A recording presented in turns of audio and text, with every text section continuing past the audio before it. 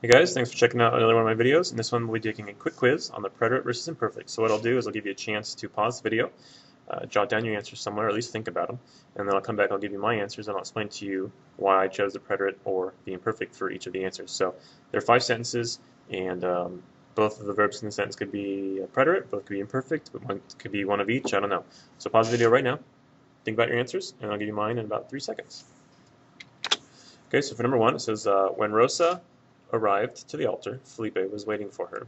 So that's how it sounds to me in my head when she arrived. So she just did it. She wasn't arriving to the altar, she just did it. So I put the first one in the preterite and say llegó. And then the second one, Felipe was waiting for her. So him waiting for her was an ongoing thing at that.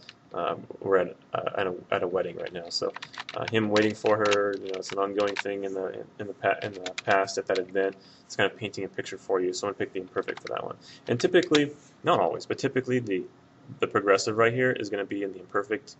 If you're talking in the past in Spanish, there is a continuous preterite in Spanish where you could put this in the preterite, but it's far less common from what I've seen. So pretty much if you have to choose something in the preterite and the imperfect, and you see one of these esperando or comiendo or whatever, and your choice is a star right here, I would choose the imperfect because you're going to be right most of the time.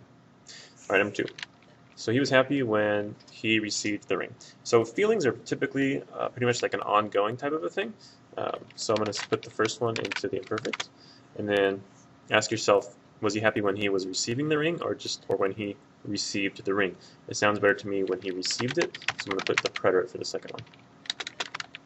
Number 3, so we have you spoke or were speaking with Rosa when her grandfather arrived or was arriving. I think it sounds best to say you were talking or you were speaking with Rosa when her grandfather or great-grandfather arrived. So the first one, I'll put imperfect hablabas, and the second one, llegó, preterite. Okay, and then we have number 4. There's that word mientras right here. If you see the word mientras means while, and it implies an ongoing thing. So in the past, we're typically going to put the imperfect after mientras. So in bailar, it's going to be bailaban. So while the bride and the groom were dancing, I took a lot of pictures. I put the second one in the preterite, say I took the pictures. I guess you could say I was taking the pictures. You wouldn't be wrong.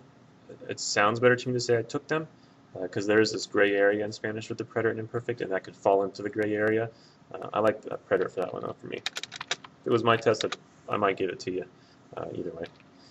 So number 5, everybody exclaimed surprise while the bride and groom left for Cancun. So they weren't exclaiming surprise. I see there's a typo there. Sorry about that. They weren't saying it, like exclaiming it over and over again. They just yelled it this one time. So I'll put the preterite for the first one. And there's that word while again, mientras. So obviously the next one's going to be in the imperfect, salían. So those are my answers for the quiz on the preterite versus imperfect. Do you have any questions?